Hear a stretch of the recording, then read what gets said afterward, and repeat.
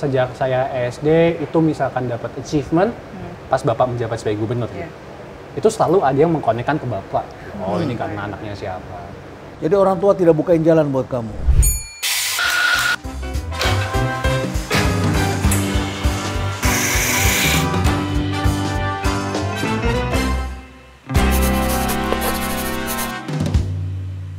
Di tengah-tengah suasana sore di Cafe Berisi di Rumah Perubahan, saya kedatangan seorang anak muda.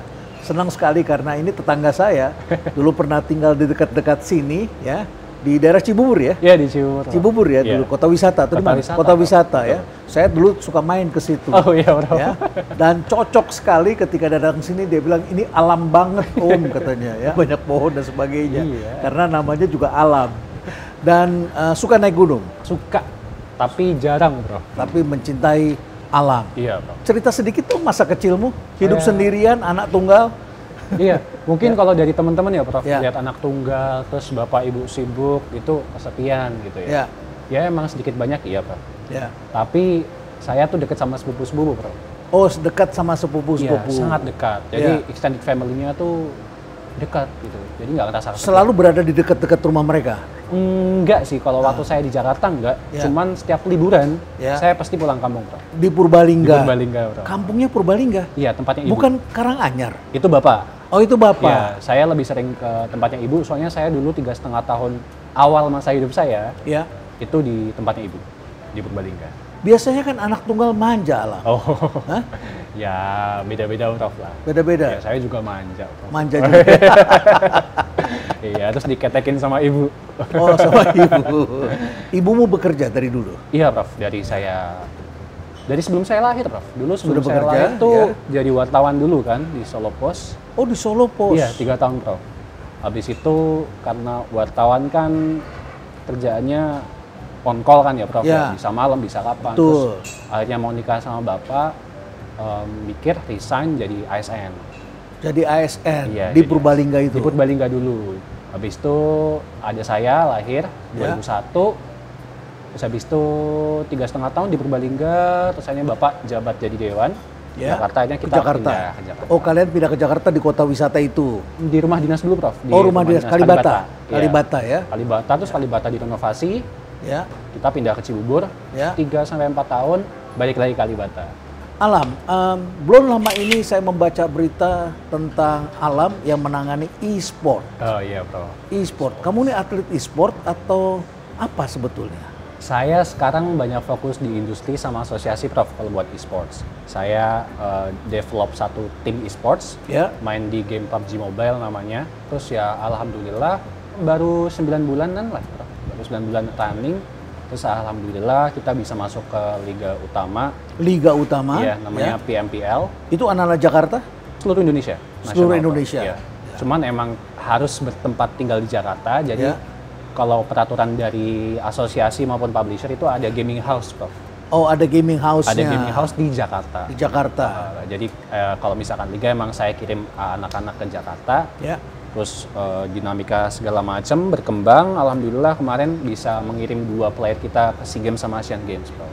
Oh, kamu 9 bulan sudah dapatkan player yang bagus begitu? Oh ya, itu beruntung banget sih, Bro. Itu carinya di mana? Carinya di kota wisata sana?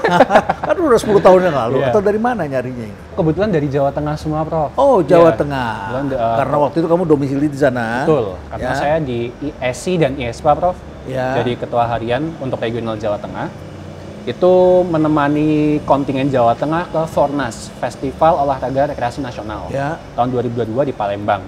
Nah itu kita ngirim salah satunya tim PUBG yang sekarang saya naungi ini. Mereka itu levelnya masih komunitas, dan ternyata komunitas itu cukup besar di Semarang. Cuman mereka masih kesulitan buat entrance atau menaikkan level mereka menjadi level profesional. Terus saya ngobrol sama teman-teman saya. Ini gimana nih, ada teman-teman punya potensi tapi nggak ada jalan buat ke sana. Coba kita bantu yuk dari sisi manajerial, terus dari segi bisnis biar mereka bisa sustain. Akhirnya dari situ ketemu mereka di Fornas dapat perunggu kalau nggak salah, Prof. Ya udah, akhirnya jadi tuh namanya Pikmi Esports. Jadi kamu mengorganize dan membuka jalan buat anak-anak ini, dan kemudian kamu bentuk platformnya. Iya, betul. Karena saya ada beberapa pengalaman juga waktu SMA, Prof. Jadi sociopreneur. Kalau ini basicnya agak beda. Ini kita emang upscaling Enceng Gondok jadi suatu produk. Itu dulunya? Iya, dulunya. Ya. Cuman mindset itu tertanam, Prof. Mindset sociopreneur. Jadi saya nyoba mengimplementasikan sociopreneur ini ke dalam dunia e-sports. Jadi ini upscaling community level, Prof. Upscaling, berarti kamu tingkatkan levelnya mereka. Betul. Karena banyak dari teman-teman yang biasa turnamen di Warkop, di Warmindo, itu mereka ada tujuan untuk jadi professional player, tapi nggak punya jalannya. Berarti ini anak-anak dari kelas menengah ke bawah ya? Oh iya, iya. Kamu cari dari Warkop dan Warmindo? Iya, kita talent scouting ke turnamen-turnamen. Warung-warung Indomie itu? Iya, Bro. Mereka ada di situ? Iya, banyak sekali. Dan ternyata waktu kita bisa masuk ke suatu tim e-sports, levelnya nggak main-main, Bro. Ternyata emang. Sebentar, saya jadi ingat cerita kawan saya yang tukang jamu, yang sekarang perusahaan jamunya jadi besar. Dulu dia datang ke warung-warung, dia taruh jamunya, sehingga semua kalau minum jamu apa harus masukin ini, katanya biar laku. Akhirnya sekarang jadi berkembang. Dia datang ke warung-warung. Kamu juga datang ke warung-warung? Iya, warung-warung yang emang sering mengadakan turnamen e-sports itu, Prof. Atau emang yang sering dijadikan tempat kumpul para komunitas-komunitas itu. Kita cek, kita lihat, ternyata emang dari mereka punya bibit-bibit yang bisa diolah. Ini agak seperti pemain golf ya. Beberapa pemain golf itu mantan KD. Oh iya, Prof. Ya, mantan KD, mereka jadi hebat karena tiap hari mereka pukul di lapangan golf, mereka pungut bola, mereka pukul, lama-lama jadi orang hebat. Dan ini mereka berada di warung-warung itu, mereka berlatih dan mereka bercita-cita menjadi pemain dunia, profesional. Betul, Prof. Karena emang market e-sports di Indonesia lagi besar, Prof. Jadi banyak banget kesempatannya sebenarnya kalau misalkan kita nggak ambil kesempatan itu, kita bisa kelewatan, Prof. Ini tujuannya memang mau sosial atau buat politik? Oh enggak, Prof. Enggak. Soalnya e-sports tuh sentimental buat saya, Prof. Bagaimana sentimentalnya? Saya kan deket banget sama sepupu saya, Prof. Ya. Terus ada salah satu sepupu saya yang harus sekolah ke Rusia. Ya. Kita cari cara gimana kita tetap bisa maintain komunikasi. Oke. Lah akhirnya 2020 pandemi, saya setengah pengangguran, Prof, karena pandemi. Waktu itu baru masuk kuliah. Akhirnya nemu kita main game.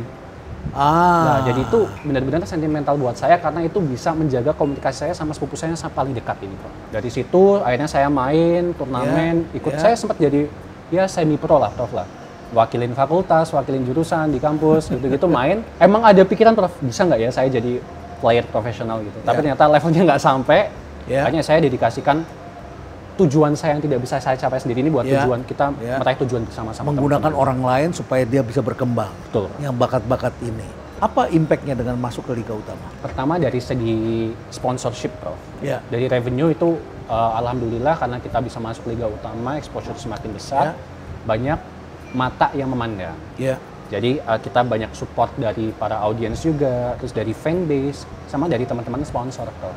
Di situ kita akhirnya bisa dapat bantuan, juga kolaborasi satu sama lain. Kesejahteraan ini bisa ditingkatkan. Iya, Prof. Ya. Karena ada satu konsep juga yang saya selalu omongkan di awal kepada teman-teman sponsor yang mau bekerja sama-sama kita, Mas, Mbak, teman-teman semua, usia e-sports itu nggak lama untuk player. Karena usia emasnya itu hanya dari 16 sampai 25, Prof. Kenapa sampai 25 saja? Karena kalau kita bilangnya mekanik, Prof. Ya. Mekaniknya itu udah beda. Oh, ininya nih udah jempolnya udah beda gitu. Orang seperti saya gimana mulai? Udah kaku ini. Iya, beda. Karena kecepatan umur 24 sama anak 18 itu beda. Mungkin jadi 18 lebih kuat, lebih kencang, lebih cepat, Bro. Cuman emang dari segi strategi dan lain-lain mungkin yang pengalaman beda ya. Makanya kalau sebagai player itu ada usia emas yang nggak terlalu lama. Cuman emang ada beberapa special case lah di situ. Nah, makanya saya tawarkan ke teman-teman sponsor. Boleh kita berkolaborasi dan saya sangat welcome, saya sangat terima kasih. Tapi saya minta tolong untuk disediakan satu space khusus untuk teman-teman kita setelah para player ini udah nggak bermain lagi sebagai professional player. Nanti kita lihat backgroundnya seperti apa, apakah bisa di cross check sama industri teman-teman, nanti kita bisa ada kolaborasi di situ.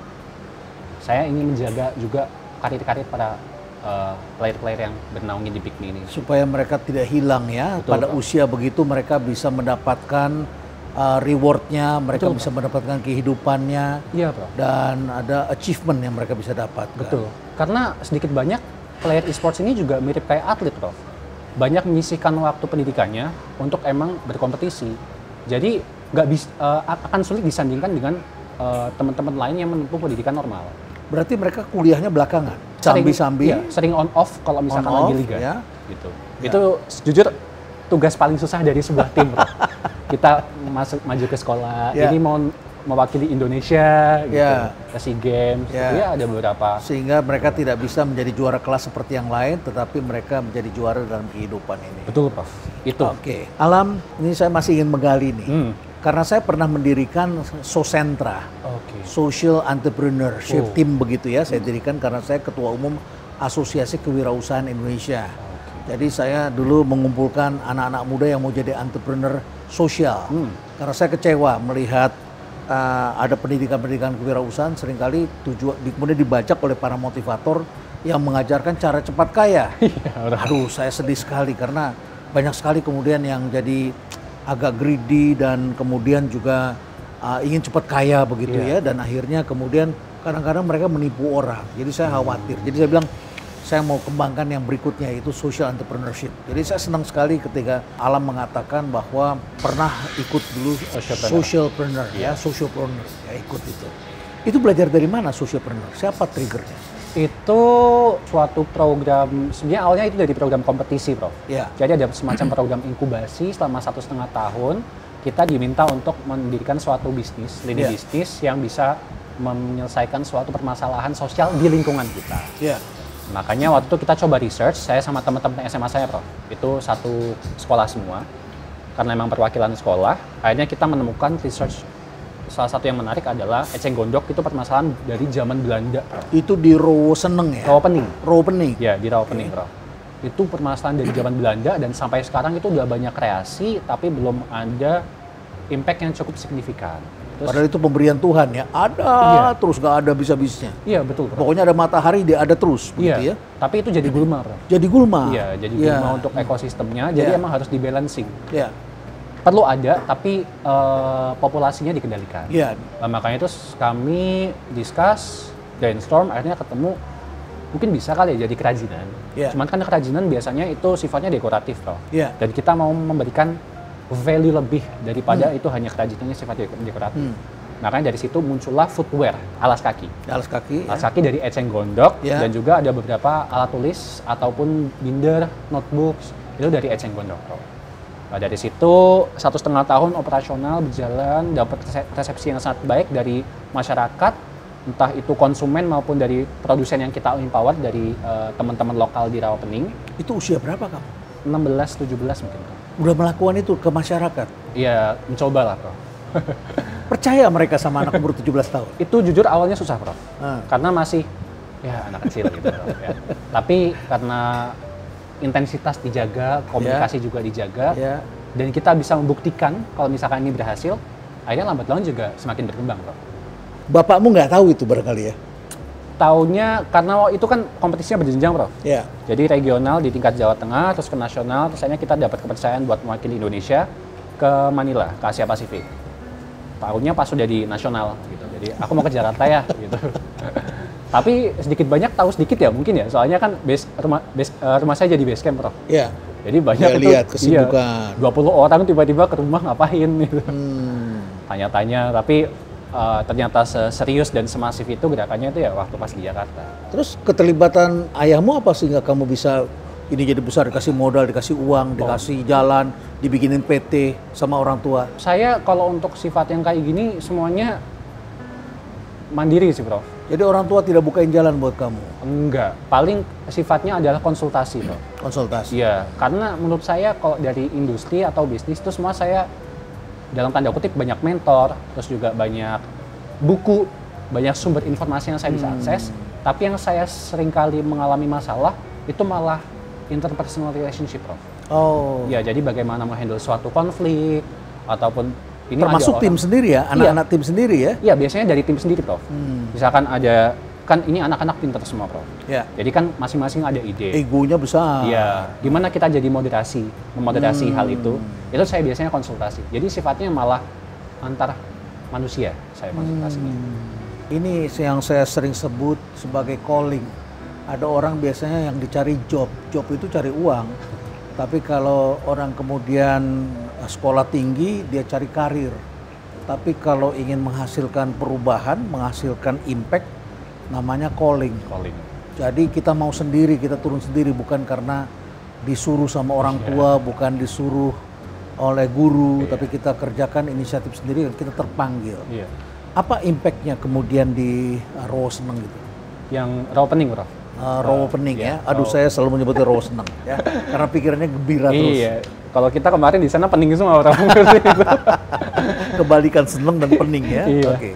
Raw Opening selama masa operasional itu kami berusaha membantu secara finansial juga, karena produsen-produsen itu kita coba empower dari teman-teman sana, teman-teman lokal, dan juga kita bisa menurunkan eceng gondok dalam 2 bulan, 3 bulan itu 200 kilo, Prof.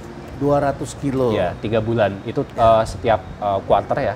Jadi kalau misalkan 1,5 tahun kita bisa kalikan aja. Jadi anak umur 16 tahun bisa melakukan sampai 200 kilo per bulan. Iya, bersama-sama. Ini luar biasa ya, bersama penduduk ya. Dan kemudian produk ini diserap oleh pasar. Betul, Pak. Gitu. Dan resepsinya cukup baik karena waktu itu kami lagi melakukan PR activity beberapa. Akhirnya ada yang dengar sampai Swiss, Bro. Oh, sampai ke Swiss? Sampai ke Swiss. Cuman akhirnya kita coba kirim beberapa ke sana, tapi ternyata masih belum sesuai karena klimatnya beda, Bro. Karena kan eceng gondok ini organik ya, dan juga sangat subtle. Jadi karakteristiknya harus pada cuaca tertentu. Akhirnya beberapa produk udara awal kita lembab. Iya. Kalau mereka kering, dry di sana. Jadi sana ada yang patah, gitu segala macam. Bro. Makanya kita R&D dari situ. R&D awalnya itu kan sepatu kita bentuknya anyam, Bro. Akhirnya kita coba R&D, kita bisa nggak bikin sesuatu yang lebih menjual kultur, menunjukkan kultur Indonesia, tapi juga at the same time itu keawetannya itu terjaga. Akhirnya kita menemukan suatu proses tenun eceng gondok, Prof. Tenun eceng gondok? Iya. Jadi eceng gondok itu menjadi tenun? Iya, prosesnya ditenun. Oh, prosesnya ditenun? Ditenun, tapi bahan dasarnya eceng gondok sama kain bekas. Terus di situ ternyata bisa dijadikan motif segala macam, dan kita bawa ke Swiss, bisa, Prof. Lebih awet. Dan akhirnya masuk lagi ke sana? Ke Globus? Iya. Toko yang besar itu? Iya. Wow, saya tidak bayangkan saya pada usia segitu saya masih main-main Alam. Ya saya juga main-main, Prof. Kan main e-sport tuh, main game. Gitu ya. Baik, ya. Alam, kita ngopi dulu. Boleh. Karena di sini kopinya terkenal enak. Ada baristanya juga. Oh ya. Halo, Mas Alam, mau pesen apa? Espresso aja deh. Espresso ya. Bapak? Ya, saya kopi hitam saja. Kopi hitam ya? Kopi hitam ya. Oke, espresso sama kopi hitam. Mau ini bapaknya udah kesini, sekarang anaknya, Pak. Kebetulan saya juga waktu itu wawancara Bapak. Oh iya. Pesennya waktu itu kopi susu inspirasi. Sekarang anaknya espresso. Apa beda lebih kuat ya? Iya. Lebih strong karena biasa main e-sport. Iya, sampai malam, Bro. Sampai malam. Iya, pagi. Gini Mas, waktu aku wawancara Pak Ganjar tuh ya, kan sebagai anak muda aku tuh menanyakan, Pak Ganjar tuh pernah nggak sih pilih-pilih karir gitu kan? Terus kayak gimana prosesnya bisa sampai akhirnya menemukan tujuannya untuk terjun di politik gitu. Dan akhirnya Pak Ganjar bercerita bahwa beliau pindah-pindah gitu, katanya pekerjaan pertamanya pasang AC katanya waktu itu, ngakunya gitu ya, pasang AC. Belum lahir. Oh iya, belum lahir. Iya, terus habis itu akhirnya pindah jadi konsultan HRD, coba-coba nggak cocok, habis itu akhirnya masuk politik, oh inilah gitu yang beliau mau. Dan seperti Prof bilang, ini sebuah panggilan gitu loh. Kalau saya melihat Pak Ganjarnya ada panggilan untuk terjun di politik gitu. Dan sekarang kan memang maju presiden gitu ya, dari gubernur ke presiden. Nah, Alamnya gimana ngelihat ayahmu ini bekerjanya memang di politik gitu? Apa yang kamu lihat dari ayahmu? Yang aku lihat ya sama kayak yang Mbak bilang tadi, panggilan ya. Jadi emang ini suatu passion dan mungkin bahkan bisa dibilang hobi gitu. Karena Bapak begitu cintanya dengan kegiatan politik dan bisa secara langsung mengabdi kepada rakyat itu sih. Dan saya sebagai anak support, karena tugas saya ya support keluarga. Nggak cuma tugas saya sih, tugas bapak dan tugas ibu juga support satu sama lain. Dari saya sih nggak mempermasalahkan hal itu, meskipun banyak residu-residu efek yang datang ke saya. Tapi ya kembali lagi, saya di sini sebagai support system. Residu efek? Iya, Bro. Apa itu residu efek? Ya mungkin kalau misalkan ada kebijakan-kebijakan atau keputusan-keputusan tertentu yang nggak bisa menyenangkan banyak orang, ataupun ada beberapa yang merasa tersinggung akan hal itu, ya beberapa kali saya kena, Bro. Gitu. misalnya kena apa? Ya, misalkan diteror di internet, ya, di Twitter atau di Instagram, di sosial media gitu. Sosial media diserang, kamu dibully, diapakan, bisa kena juga ya? Iya, bisa Prof. Karena untuk sifatnya kebijakan publik, itu Bapak selalu memberier keluarga. Jangan sampai keluarga itu ikut berpartisipasi dalam kebijakan pengambilan keputusan kebijakan publik gitu. Karena nanti takutnya ada konflik of interest ataupun kita juga harus bertanggung jawab di situ. Jadi emang itu salah satu bentuk Bapak memproteksi keluarganya.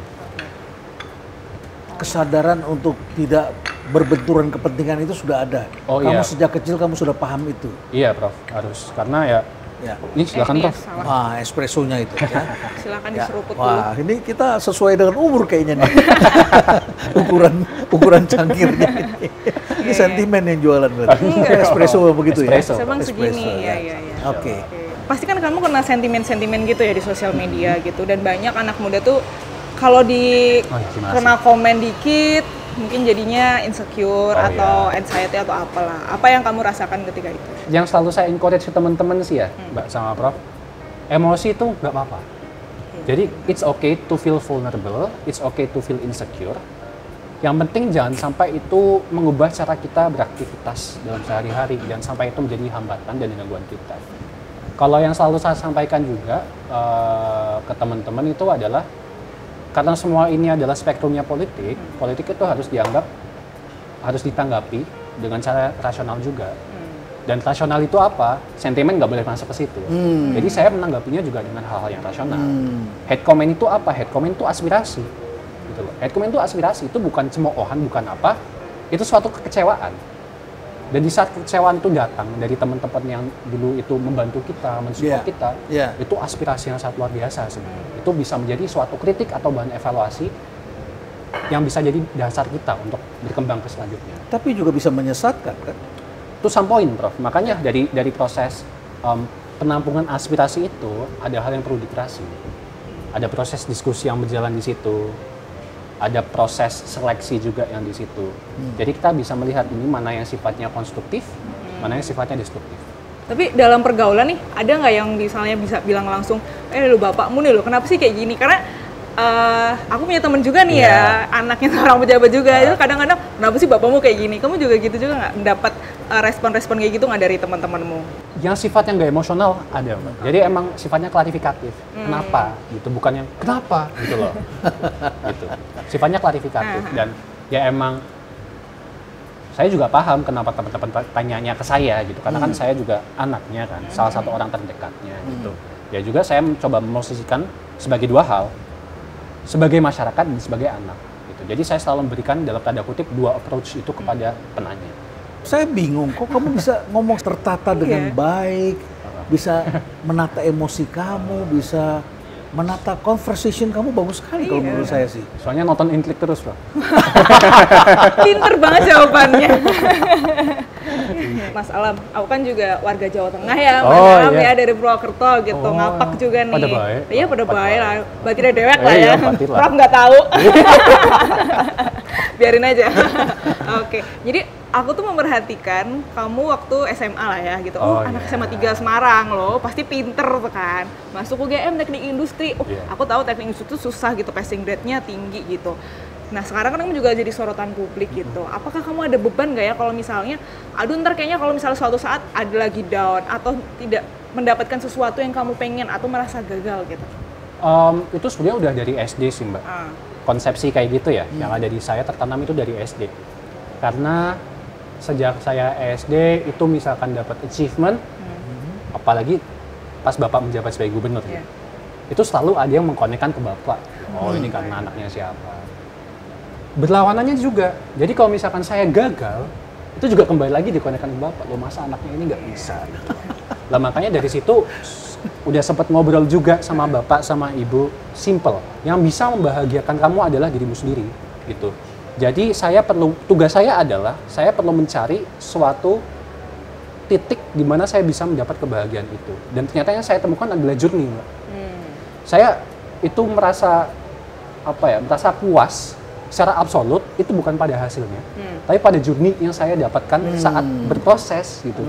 Jadi kalau misalkan soal e-sports gitu, pas lagi jatuh-jatuhnya, lagi susahnya, itu bisa jadi cerita menarik dan membanggakan waktu saya udah pada titik tertentu. Ya saya selalu kembali ke situ. Jadi saya udah, ya udahlah bertindak sesuai apa yang saya mau, gitu. Asalkan pada rambu-rambu tertentu. Dan kalau misalkan itu berimpact positif kepada masyarakat, ya udah. Kalau misalkan emang negatifnya hanya sebuah komentar, ya udah let it be. Tapi kalau emang negatifnya udah menjadi impact yang konkret, baru saya disitu berhenti. Berarti masuk UGM bukan disuruh Bapak Ibu ya? Oh enggak, ada cerita menarik sih di situ. Gimana itu Bang? Saya tuh masuk UGM, emang ada rencana cuma 1 tahun, Bro. Oh, rencana 1 tahun? 1 tahun aja, karena saya pengen cari teman. Dan saya ngelihat kampus di Indonesia itu yang bisa dapat teman banyak di UGM, Bro. Kenapa? Guyup, banyak teman. Sangat diverse. Tapi pas masuk pandemi langsung. Lah itu, Bro. Lah itu, ternyata gagal kan 1 tahun karena pandemi. Karena saya rencana itu setahun di Indonesia, selanjutnya pindah keluar. Karena pandemi, terus emang ternyata nggak keterima di luar gitu. Jadi di UGM lanjutkan. Malah bablas sampai sekarang ya? Iya, sampai sekarang. Apa-apa. UGM juga bagus kok. Iya, bagus. Oke, ini minum kopinya, silakan dilanjutkan, silakan diseruput. Ya, makasih Galuh. Ya. Cocok kan? Cocok, Prof. Ya, baik. Ya, Alam, kita sudah bicara tentang bagaimana menjadi anak seorang tokoh masyarakat dan kamu sudah terbiasa karena mau bagus mau jelek selalu dikaitkan dengan orang tua, jadi kamu harus survive sendiri.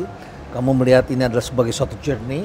Jadi ketika kita gagal, kemudian kita berhasil, kita ingat bahwa kita pernah juga melewati proses itu. Kamu sekolah, kamu juga membangun e-sport tadi, dan setahu saya ini pernah jadi juara, yaitu juara 1 PUBG Mobile City Turnamen. Oh, betul ya. Yeah. Terus kemudian juga juara 1 di Singapura ya. Oh iya, Prof. Betul ya. Yeah. Dan belakang sedikit kalian pernah ikut sociopreneur. Yeah. Ya, ini membangun jiwa sosial. Jadi kalau sociopreneur ini mengacu pada senior saya, Pak Bambang Ismawan, dia mengatakan ini adalah pendekatan sosial untuk memberantas kemiskinan. Jadi kita menggunakan entrepreneurship untuk memecahkan masalah-masalah sosial. Yeah. Jadi objektifnya memang di sana dan harus ada calling di sana. Nah, kemudian saya juga melihat ketertarikan Alam ini juga pada sains. Oh iya, Prof. Dan pernah ikut apa itu kegiatan sampai ke luar negeri itu sains itu? Iya, ada beberapa sih, Prof. Tapi yang cukup saya dalam pikiran saya itu ya waktu saya ke Korea, Prof. Di Korea? Ya, Korea Selatan itu Winter Science Camp. Jadi itu semacam kompetisi antar berapa? Mungkin 11 sampai 12 negara. ASEAN plus 3. Jadi negara ASEAN terus ketambahan Jepang, Korea Selatan sama Tiongkok. Itu waktu 2014 saya SMP, Prof. Diminta buat mengkonsep suatu green smart home, bagaimana rumah itu benar-benar efisiensi secara energi, ramah lingkungan, tapi tidak lupa untuk memberikan kenyamanan maksimal kepada penghuninya. Di situ kita nemu beberapa. Yang saya suka dari tim saya itu adalah bagaimana kita mengimplementasikan kultur masing-masing negara yang berpartisipasi di situ. Oh, jadi ini dalam satu tim itu berbagai negara? Berbagai negara, Prof. Jadi kita dicampur. Waktu itu saya titip, kita kan dari berbagai macam negara nih, ayo implementasikan kultur masing-masing. Jadi kita ada suatu pemanas, karena kita ini mencoba mencocokkan dengan Korea Selatan yang waktu itu negara 4 musim, kita mencoba pakai pemanas alam yang dimiliki oleh Thailand. Jadi Thailand tuh ada suatu skema khusus terkait pemanas ruangan tuh, yang sangat tradisional, tapi ternyata implementatif untuk menjadi suatu teknologi yang modern. Itu ditempatkan di tengah ruangan dan itu pakai briket dalam tanah, dan itu pemanasnya dari dalam tanah yang nanti agregasi ke seluruh lantai di bawah permukaan. Terus juga kita mencoba mengadopsi, saya lupa namanya apa itu, yang atapnya Korea yang bentuknya kayak gini, Prof. Atap rumah tradisional Korea, karena itu ternyata bisa menangkal sinar matahari sampai derajat tertentu. Jadi kalau misalkan musim panas, itu ada derajat matahari, posisinya tertentu. Itu anak SMP sudah mikir sebegitu jauh? Ya, itu kita dibantu research lah, Prof. Kan internet cari-cari, googling ya. Saya sampai tertegun melihatnya begini. Mestinya Indonesia lebih maju lagi ke depan ya, karena Indonesia punya anak-anak yang berpikir maju seperti ini. Baik, jadi kamu tertarik pada sains, apa sebetulnya angan-angan ke depan? Kayaknya saya bakal mencoba cari jembatan, karena background saya tuh sebenarnya banyak di sains, Prof. Makanya saya ke engineering juga, meskipun teknik industri. Cuman saya mencari jembatan bagaimana itu bisa menjadi tempat saya mengaplikasikan ilmu yang sudah saya dapat di sains, tapi at the same time saya juga mau menangkal interest saya ke bidang sosial maupun bisnis ke industri. Jadi emang nanti kayaknya arahnya bakal ke sektor industri sih, Prof. Berarti kamu harus banyak aktivitas di sini. Ini tempat yang alam banget ini ya. Tempat komunitas bertemu. Dan ada satu yang menarik juga dalam socialpreneur itu, keterkaitan dengan kaum difabilitas. Oh ya. Apa yang dilakukan? Kemarin sih kami bareng teman-teman KOL, Prof, itu membikin rangkaian event. Kalau yang untuk disabilitas secara khusus, itu kami membikin suatu event futsal yang cukup besar. Kita ngundang beberapa tokoh-tokoh futsal juga dari dunia global. Futsal? Futsal. Itu akhirnya ada beberapa keuntungan yang masuk, entah itu dari donasi, ataupun dari streaming, ataupun dari tiketing. Itu kita alihkan untuk pemberdayaan teman-teman disabilitas di Bogor. Itu kami ada suatu yayasan yang kami kerjasama, akhirnya kita merenovasi, mengembangkan di situ juga, terus juga melakukan pendampingan dan juga membuka akses mereka ke tempat-tempat yang mereka rasa itu akses dasar, tapi sampai sekarang mereka masih belum bisa menuju ke sana. Itu masih bisa dilakukan dan kelihatannya cukup menikmati untuk berkegiatan seperti itu. Iya, Prof, karena teman-teman dari disabilitas itu juga cukup dekat lah di saya gitu. Karena juga saya punya beberapa teman, karena disabilitas ini kan spektrumnya banyak, Prof. Ada yang terkait mental, intelektual, ataupun sensorik dan lain-lain. Saya punya banyak gitu pengalaman ataupun exposure terhadap hal seperti itu. Jadi itu cukup dekat dengan saya, khususnya untuk mental health, Prof. Mental health gitu. Karena itu menjadi stigma yang sangat tabu di masyarakat. Kita mau cerita salah, kita nggak cerita repot, berat disimpan. Cerita, untungnya orang tua saya itu bukan tipe yang seperti itu, tapi teman-teman saya banyak, kalau misalkan cerita, disuruh sholat, Prof. Ya oke, sholat itu kewajiban, tapi perlu ada pendampingan profesional, dan orang-orang itu masih... Harus ada katup lepasnya, harus ada yang membuka, mengeluarkan dari kantong yang besar ini. Iya, dan orang-orang masih reluctant untuk terbuka soal itu, dan itu yang cukup saya sedih ya, Prof, di situ, karena kita harus bisa menormalisasi orang itu melakukan konsultasi ke psikolog, ke psikiater, itu layaknya orang ke rumah sakit biasa, karena itu juga suatu kesehatan, itu masalah kesehatan yang utama. Apa sih yang Alam lihat yang dialami oleh generasinya Alam ini, generation Z ya? Iya, Z, Prof. Apa sih yang sebetulnya dialami dan apa yang Alam lihat tentang generasi Alam? Saya jawab dua ya, Prof, ya, soal yang mental health sama yang general. Untuk yang mental health sendiri emang itu suatu fenomena sih, Prof, yang saya lihat, karena entah kenapa itu terasa semua orang itu merasakan hal yang sama gitu. Entah itu pressure dari profesional karir dan lain-lain, itu semua itu terasa cukup mendalam gitu. Jadi orang suka membandingkan dirinya dengan orang lain, melihat temannya sudah mencapai di mana. Iya, karena standar yang dimiliki sekarang itu sangat tinggi, Prof. Teman-teman saya, Prof, semester 7 itu udah ada yang dapat kerja, udah ada yang magang di 3 tempat, dan kumlot dan lulus cepat itu sudah menjadi hal yang sangat normatif sekarang, gitu. Jadi mungkin diawali dengan hustle culture yang di awal masa startup blooming itu, Prof, itu residunya baru terasa sekarang efeknya. Dan saya rasa kita harus menyesuaikan diri kita dengan gaya hidup seperti itu. Kita cari coba yang kita merasa nyaman gitu. Saya pikir cerita ini hanya ada di Tiongkok. Mana kompetisi sangat besar, penduduk sangat padat, pekerjaan terbatas, standarnya begitu tinggi bagi generation Z ini. Iya, khususnya untuk di teman-teman yang di urban ya, Prof, ya, yang dapat akses pendidikan yang baik dan lain-lain. Dan sebagian dapat LPDP untuk S2 ya. Iya, juga melihat ada beberapa yang bahkan untuk memiliki akses kebutuhan dasar itu juga masih kurang gitu. Entah mereka mendapat infrastruktur digital atau mungkin akses pendidikan secara umum lah, kayak banyak masih kasus orang nggak bisa sekolah dan lain-lain karena harus fokus untuk memenuhi kebutuhan hidup sehari-hari gitu, Prof. Jadi emang ada beberapa spektrum permasalahan dari generasi Z ini. Cuman yang saya lihat, Prof, itu ada satu konsepsi yang sebenarnya bisa menaungi semua ini. Apa itu? VUCA, Prof. Oh, VUCA? Iya. Volatility, uncertainty, kemudian complexities dan ambiguity. Iya. Karena generasi Z itu yang saya lihat ya, Prof, ya, kayaknya itu mereka intinya itu pengen hidup nyaman, dan jelas, Prof. Gitu. Tidak mau kerja keras juga kadang-kadang kan? Ingin kerja smart, bukan kerja keras. Iya, karena memang ada beberapa ideologi, Prof, untuk menaikkan efisiensi dan efektivitas gitu. Cuman kalau untuk kerja keras dan kerja cerdas itu saya rasa masih banyak yang melakukan hal itu. Cuman dari FUKA ini bisa digaris bawahi kalau ternyata kita itu cuma pengen hidup nyaman kok. Bahkan ini memang cita-cita semua orang. Cuman karena kita ini sudah terekspos dengan banyak sekali tantangan masa depan gitu-gitu, itu semakin cepat membawa ke kita. Gitu. Jadi dari FUKA ini bagaimana kita itu mau hidup nyaman, itu juga diamini. Kemarin saya sempat buka di sosmed toh, Prof. Ada satu New Wave Media itu mengutip research dari Hewlett Packard. Kalau ternyata itu Gen Z itu banyak yang bersedia untuk mengurangi pendapatan mereka, asalkan bisa WFA dan juga mental health mereka terjaga. Jadi memang tugas pemerintah harusnya adalah memang membuat agar kehidupan itu ekosistemnya dan kemudian tempat tinggal dan sebagainya itu memang berada pada jangkauan yang kira-kira tadi ya bisa menjawab persoalan itu. Salah satunya ya. Integrated lah. Ya, integrated. Salah satunya itu. Tapi juga soal kepastian lapangan kerja dan lain itu juga menjadi tantangan sendiri.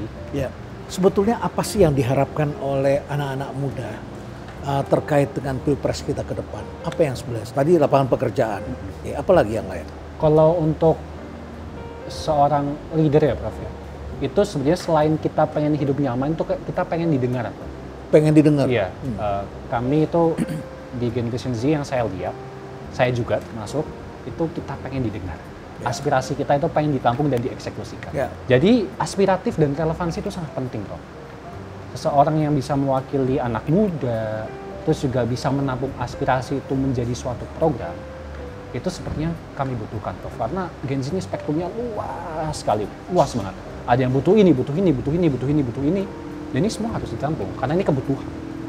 Ini bukan keinginan loh, Prof, ini kebutuhan. Jadi, apabila ada isu, gagasan, ataupun program yang itu bisa merangkul aspirasi-aspirasi tersebut dan dieksekusikan menjadi suatu yang bermanfaat dan konkret, itu sebenarnya paling banyak kami butuhin sih, Prof, saya lihat. Baik, ini adalah pesan khusus kepada para calon presiden, walaupun itu adalah ayahnya sendiri, juga kepada tokoh-tokoh di partai politik. Ya.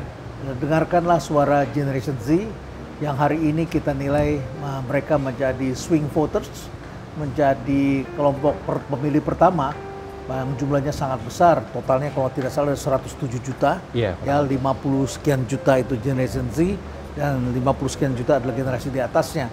Tapi yang 50 juta ini adalah pemilih pertama ya. Pemilih pertama. Besok Alam ini memilih yang pertama atau yang kedua? Kedua, Prof. Yang kedua ya. Yang pertama dulu belum tahu ya, ikut-ikut Bapak aja barangkali. Terima kasih sudah berbagi cerita, banyak menarik. Kita sudah melihat ketertarikan pada sains, sociopreneur, naik gunung juga, bersihin sungai juga, bersihin eceng gondok juga, kemudian menciptakan industri, kemudian mengangkat anak-anak yang di Warmindo main game itu menjadi pemain e-sport yang kemudian handal, tapi juga ingin mengembangkan sains. Dan kita sudah lihat bahwa Alam adalah sosok yang juga terlibat dalam kehidupan sehari-hari. Ya. Barangkali ini adalah figur Generation Z yang menarik ya, bisa berbicara dengan jelas.